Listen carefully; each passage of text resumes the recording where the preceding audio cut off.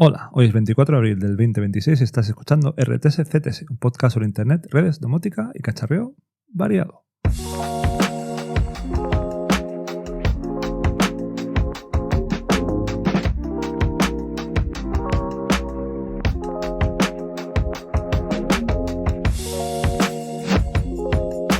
Y quiero hablarte de algo que ya he vivido antes y que comenzó cuando en una lista de correo del IETF, del Organismo de Estandarización Internet Engineering Task Force, del que te he hablado en el pasado en este podcast, vi que alguien hablaba de una cosa que se llamaba nombraba como IPv8.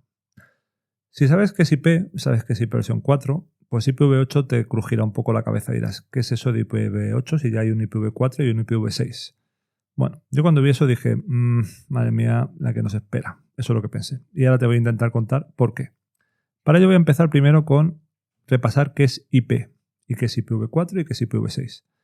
Bueno, IP es el Internet Protocol, el protocolo de Internet, y es lo que hace posible, por ejemplo, que me estés escuchando y o viendo. Es lo que hace que un dispositivo, como puede ser el terminal que estás utilizando para escucharme y o verme, sea capaz de recibir el audio y el vídeo en fragmentos, en paquetitos pequeños de algún servidor que está conectado a Internet.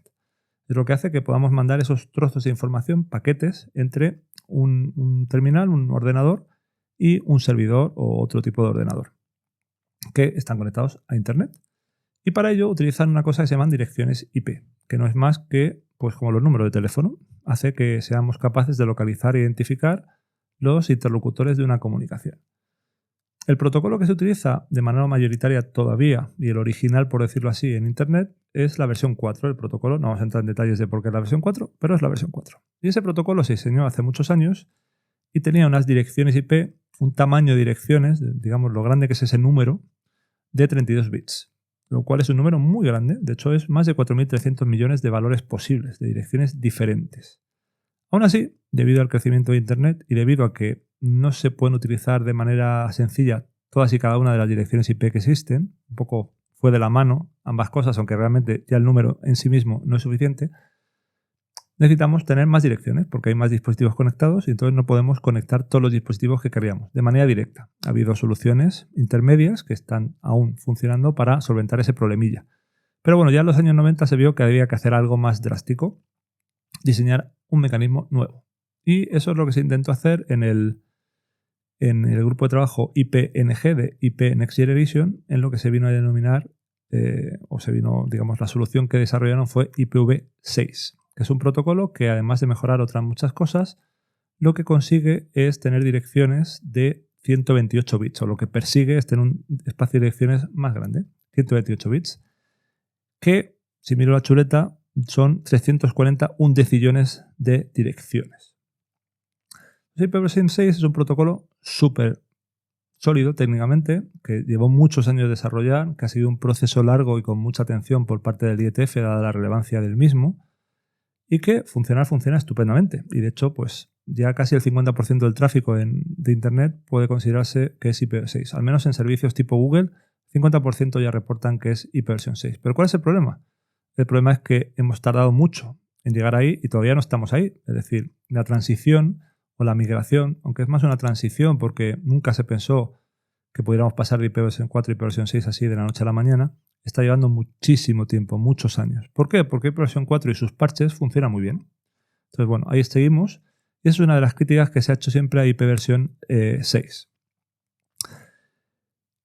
¿Qué ha pasado? ¿Por qué hay un IPv8? Vamos a llegar ahí después. Pero antes quiero contarte por qué o cómo funciona el proceso de estandarización en el IETF. El IETF es un organismo de estandarización súper abierto, a diferencia de otros, que siempre ha tenido el moto, o así como el lema de tener un consenso, no hace falta tomar decisiones por mayoría absoluta, así por unanimidad, sino con un consenso razonable. Y si tienes algo que funcione y demuestra que lo que propones es sólido, pues es suficiente. Eso es un poco sobre el papel. Lo que sí es cierto es que cualquiera puede hacer una contribución al IETF.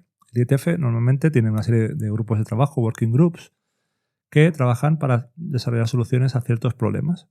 Cualquiera puede sugerir, proponer un documento, un borrador de Internet, se llama Internet Draft, con una solución y el grupo de trabajo la puede discutir y eventualmente adoptar como suya y a partir de entonces trabajar de manera colaborativa en un documento que finalmente pueda ser publicado como estándar, como RFC en el IETF, se llaman así.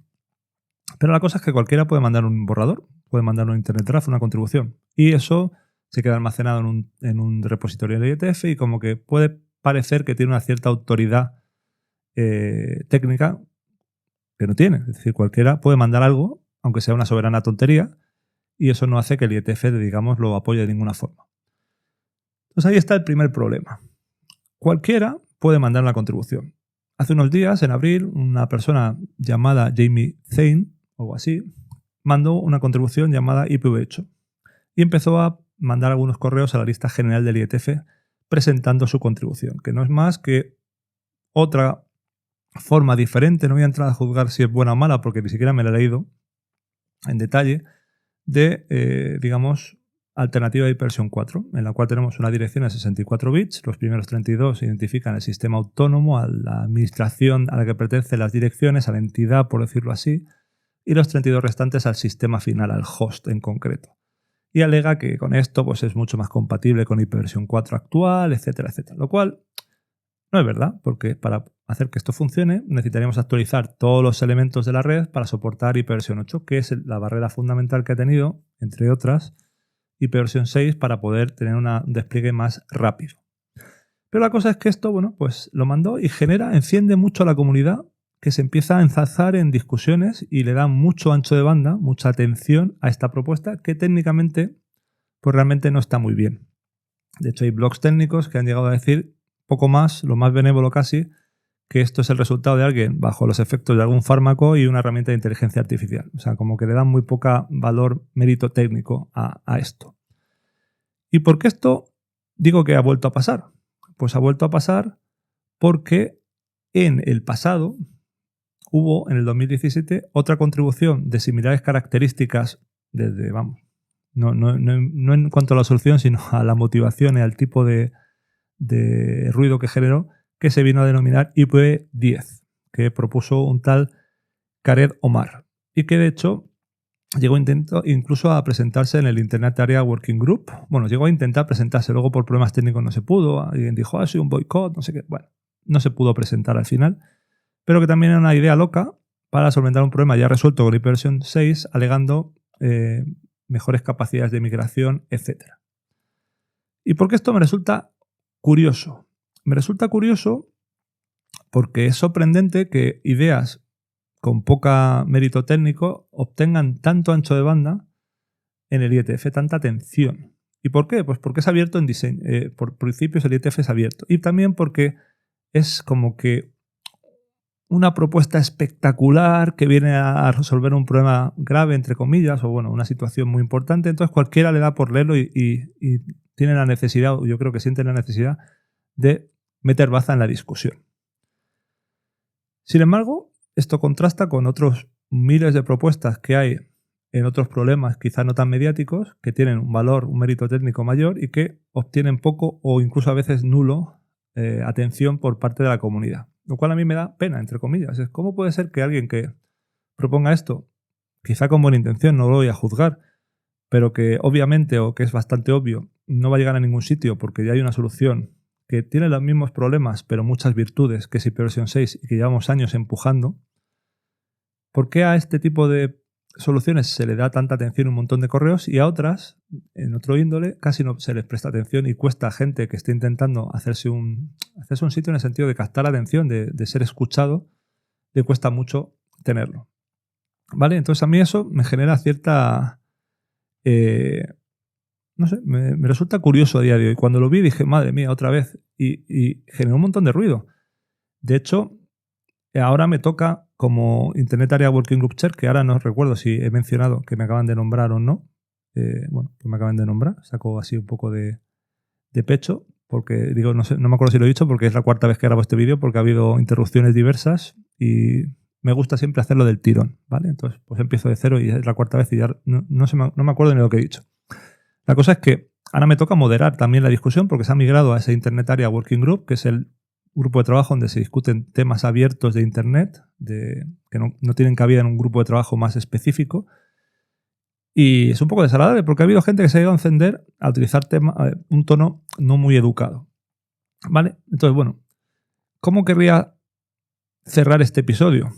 Pues básicamente con la reflexión, el resumen de la reflexión, que es: ha habido una propuesta, versión 8, habrá que ver, ahora parece que está la cosa tranquila, habrá que ver si se retoma, si intentan presentarlo en Internetaria, habrá que ver cómo lo resolvemos los shares, si le damos la oportunidad o no, pero que no va a llegar a ningún sitio, eso con el 99,9999% de probabilidad no va a llegar a ningún sitio porque ya hay una solución mejor.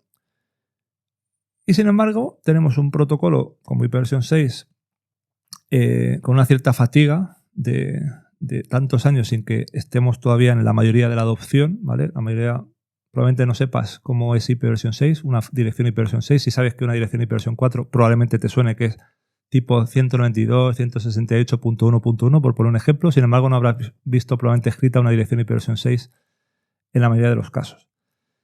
Y también da, digamos, esta anécdota pone en primer plano uno de los problemas del IETF. Problemas y virtudes, que es tan abierto que cualquiera puede hacer una propuesta loca y como es abierto, cualquiera puede generar, digamos, hacer eco de esa idea y generar un ruido que, digamos, desvía el foco principal de lo que debería estar haciendo el IETF, que es proponer, evolucionar y mejorar mecanismos que mejoren el funcionamiento de Internet y que no desvíen la atención y gasten ancho de banda en discusiones que, desde mi muy humilde punto de vista, no van a llegar a ningún sitio. Pero bueno, es parte de la naturaleza del IETF y con ella tenemos que jugar.